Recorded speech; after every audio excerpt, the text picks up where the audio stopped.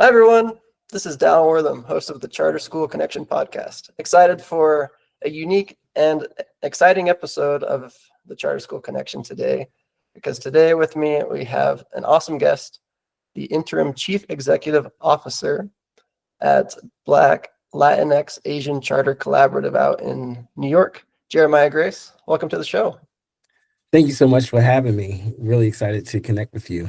Yeah, same. And before we dive into the first question that we normally ask is just how you got involved in the charter school space, let's kind of just dissect that intro, that title a little bit, because it might be a mouthful for some people. So the BLACC Latinx Asian Charter Collaborative. Could you just kind of speak to what that means and the representation that's there, and dive a little bit into your organization and just explain what you're all about before we dive into you? Yes. So we at BLACC believe that representation matters, and it matters for a lot of different reasons.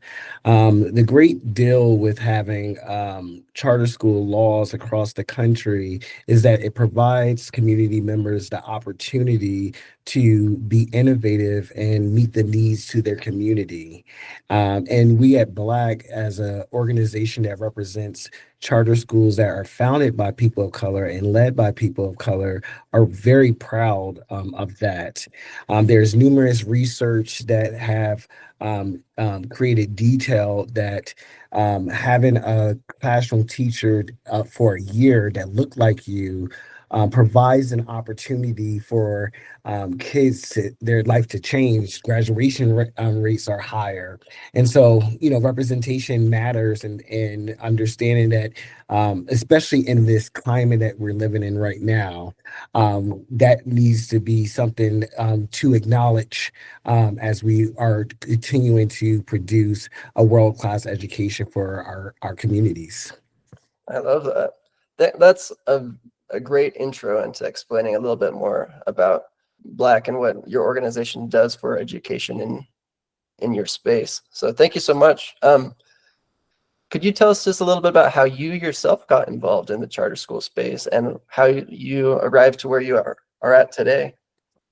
Yeah, well, it started from the beginning. Both of my grandmothers had 4 and 5 kids, respectively. And while they were young mothers, they were paraprofessionals, and they went back to school to become elementary school teachers. And so, with that, having two grandmothers, that education was first and foremost important. But I have distinct memories of going to the teacher store, especially at the beginning of the schoolroom, and it was just exciting to see the art practice, because it is an art to teaching, Yeah, and a very important art that has to be enhanced. And so that, spoke to me. At 24, I decided to run for office in my hometown. I'm from Newark and Elizabeth, New Jersey.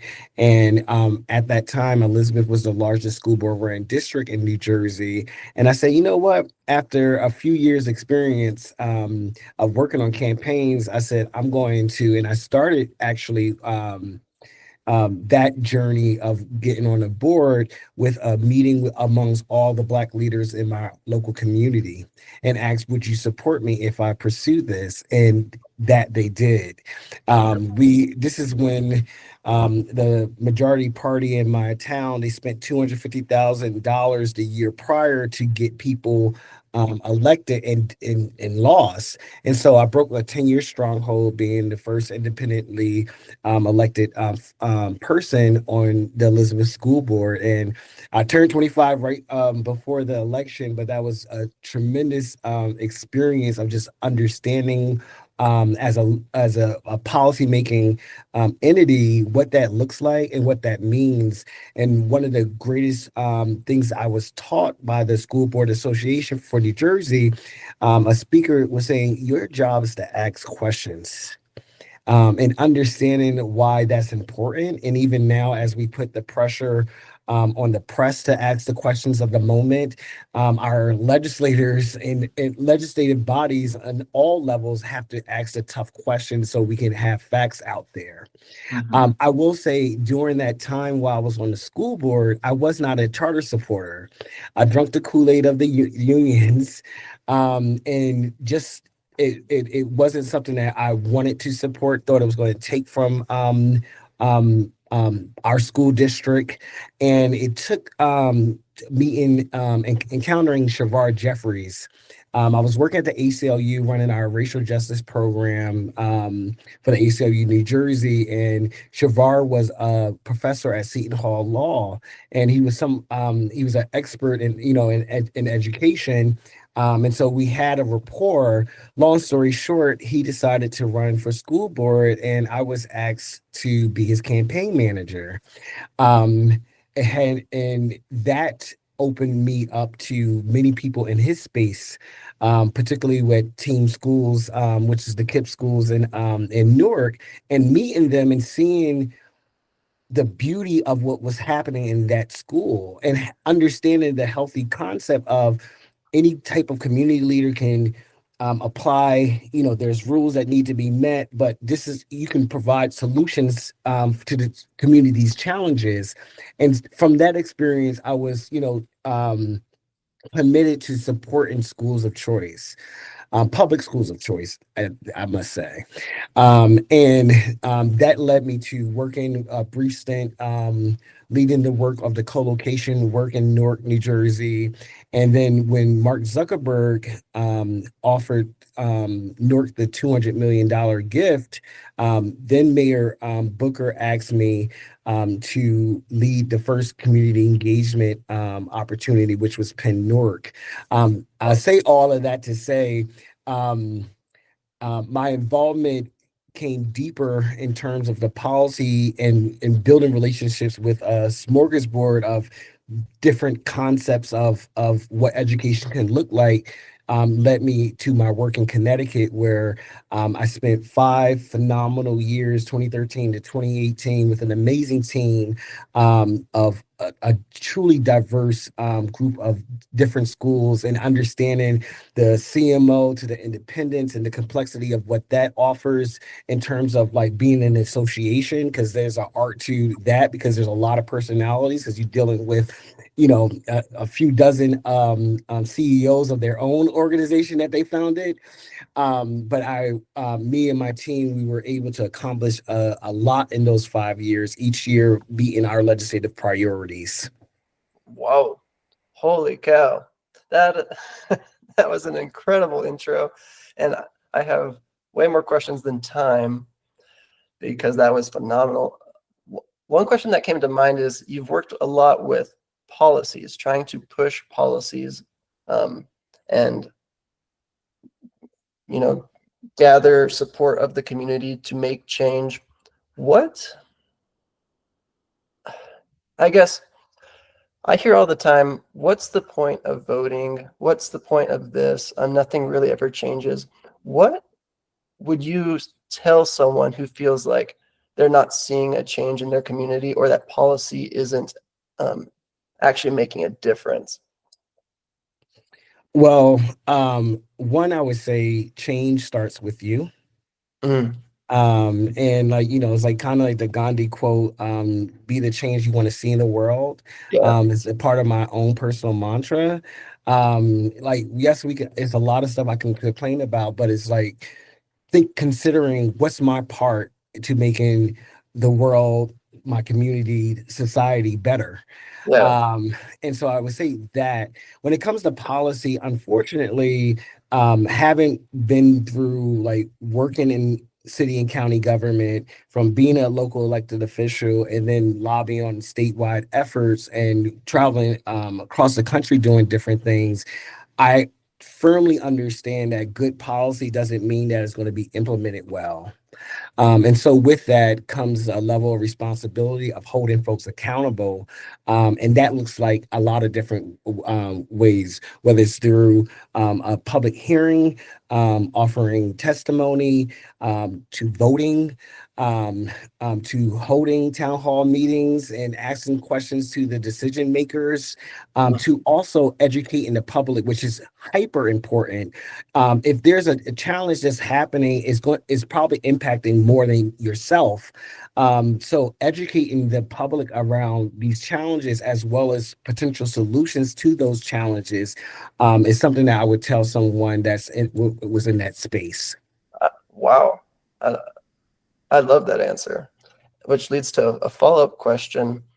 What advice would you give to someone who holds strong opinions and strong beliefs, but also being able to work and collaborate with people that disagree with you or are completely against what you are fighting for? How do you maintain that balance between fighting for what you know to be your truth while also being respectful in a community of people that believe differently?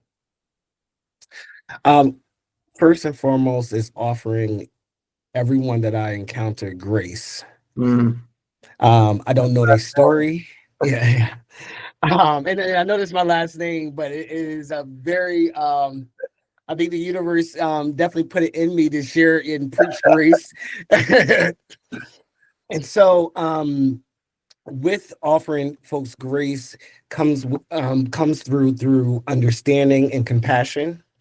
Mm. And then also recognizing that I'm also not always right, and I can potentially learn from someone that's in direct opposition than me.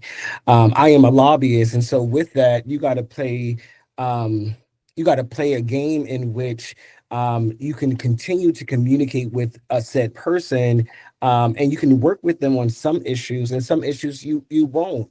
But if there's a healthy deal of respect, there's a relationship that can be made. Yeah. This is my first year in New York, lobbying on behalf of charter schools, and I'm meeting a lot of folks, and there's not necessarily large numbers of folks that I would deem as staunch charter supporters. However, we definitely have a lot of allies and people that support, but there's room for us to grow so we can be able to combat some of the people that are anti-charter. Mm. I also think we are also living in a space where nationally we're talking about public schools, but we're also talking about vouchers. And those things are complicated because there's not necessarily a general consensus on those in the choice movement on whether they want to pursue public school choice or go through other methods. And so I lie to be in full support of public schools. It offers the safest space for kids across the state and the country to have access. Yeah. Awesome. I love that. Um, it kind of leads me to a quote that I kind of agree with and I kind of don't agree with. It just kind of depends on how it's taken, but the idea of like holding strong beliefs loosely, and being able to, you mentioned that, you know, believing what you believe, but also understanding that, hey, I'm not always right, and I should be open to learning more. So I love that. I also want to add what is also about when I think, offering grace is not necessarily always being nice. Yeah. I must say, because I'm a staunch direct communicator, and I believe in speaking truth to power, no matter who you are, whether you're the governor or a parent from one of our schools. And so, with that, my hope is what that offers. One is an example of a fierce advocate, but two, it demands respect. Mm, I love that. Yeah, I think that's really important. I tend to be a people pleaser, and my wife, it will drive her nuts because I will sometimes say things to appease the group that I'm with, and she's like, "You said the exact opposite thing the other week when you were with this other group." I'm like, "Oh, I know," and it leads to insincere relationships. It leads to inauthenticity. It leads to a lack of change because you're helping people get comfortable in positions that you disagree with. And so, yeah, I think being a fierce advocate for your truth and what you believe is important aspect of grace. So thank you for clarifying. Could you dive into BLACC, your organization, Black, Latinx, Asian Charter Collaborative? What are you currently working on? What's exciting your team right now? Where are y'all dedicating your energy? So it's been an exciting legislative session. We just hosted our first legislative reception in Albany last Tuesday, which I'm excited. We got our bill number, and the work is aimed at, we're following a bunch of bills, but our chief priority is passing the READ Act. We're in our third reiteration of the READ Act for this session. It was introduced in 2023 the first time, and our hope is that we can get it across the finishing line this year. In the READ Act, it offers three essential things. It provides LEAs, local education agencies, the opportunity to offer an alternative route to teacher certification. Second, it offers loan forgiveness for teachers working in marginalized communities. And three, it offers tax incentives for those teachers as well. So we see this as an opportunity for us to change the educational landscape in the state of New York. And it's not just charters, it's all public schools. Creating an opportunity for a school like Excellent Community School, one of the best schools, CMOs in the country, them having the opportunity, if they wanted to have their own teacher certification program, because I guarantee you many, if I'm certified at Excellent Community Schools, I guarantee you most charter schools are going to want that teacher to come to their school. So to have that opportunity is huge for us. With our legislative receptions, we had a few heavy hitters, including our one of our chief sponsor and assemblyman, Brian Cunningham out of Brooklyn. We also had Representative Salages from Long Island, who is the chair of the Black, Puerto Rican, Hispanic, and Asian Legislative Caucus, which is the largest caucus in the legislature. She attended, as well as Representative Chantel Jackson from Brooklyn, who is the chairwoman of the Black Task Force, which is a task force made of Black legislators in the legislature. And so, of course, with the follow-up, things are well where we're in position at our Charter Leader Advocacy Day, which is May 5th, where we are presenting the READ Act in front of the caucus at their weekly meeting, which is exciting because it gives us an audience. Not only that, Representative Salages was also willing to encourage her members to participate in a lunch and learn that we're having at the Capitol to discuss why representation matters. We're going to have a few academics that have done research on the impact of what having teachers of color can do for kids across the board, and having that conversation amongst legislators and their staff we feel is important, because I don't want folks to support this bill because Black is dope. I want them to support this bill because it has the opportunity to change educational outcomes for so many kids, because we know that education, there's no silver bullet. Yeah. But if there's something as simple as having a diverse school, and how that can enhance a child's life and their community, I think it's important to acknowledge, because currently in New York, 1 in 5 schools don't have any educators of color. Dang. That's a problem that can easily be solved if we offer different opportunities to get teachers in the classroom, because we know the poorest communities are often filled by children of color. Mm-hmm. And so we need to be able to deploy all types of solutions. And this is at this moment, this is our time to be able to move this policy forward. So that's a large part of our priorities at BLACC. Along with that, we have a teacher recruitment fair that's happening on the 26th of April, which we're excited about. This is our third annual teacher recruitment fair. We have our Parent Corps, which is our signature program. It's an 8-month fellowship in which we empower them with skills on how to advocate, and it's beyond just education. They can use this to advocate on any given issue, which I think is important. And as a in my heart of hearts, I would say that I'm a organizer and a strategist, and the organizer in me love that I'm in a position where I can help lead positive change beyond what I'm working with now, because hopefully that will extend to them sharing their skills with other community members, other family members, which I'm super duper excited about. And finally, it's like our last event of the year. I just met with the team.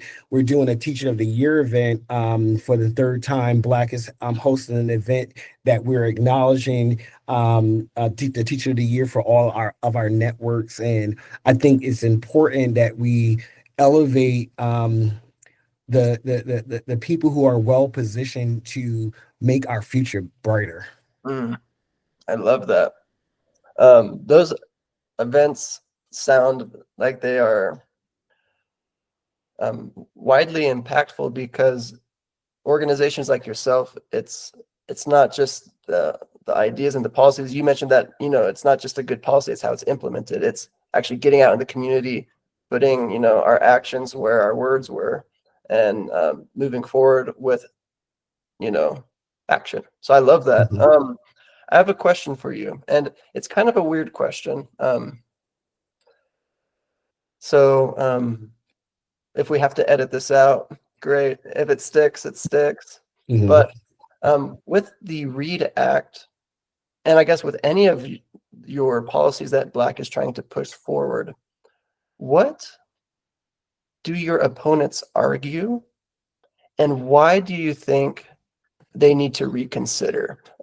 Maybe so briefly, just kind of argue their point and why they should reconsider their point. So at the moment, in full transparency, I don't have opposition to acknowledge, because no one has directly said anything negatively about it. Of anything, folks want to know the details. They have the details that's in the bill, and so we're thankful at this time. However, we are prepared for that to occur, because as soon as you see in our name charter, folks get a bit of hesitation.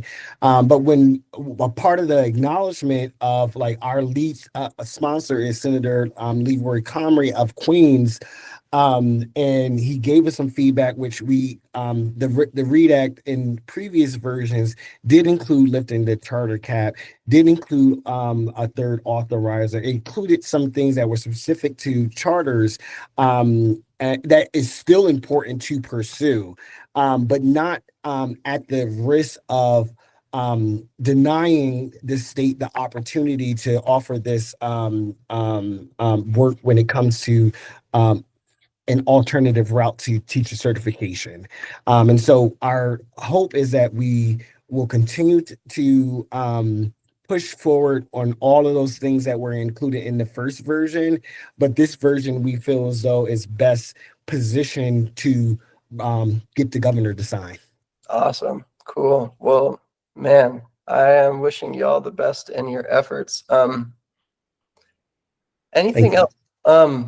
I guess typically the last question that I ask before just opening the floor is just, do you have any calls to action that you would like to open up to the community, or to legislators, or do you have any resources that you would offer for someone that wants to learn more about what's going on?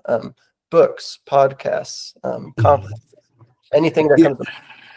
Well, definitely follow us at BLACC Schools. That's BLACC, schools plural.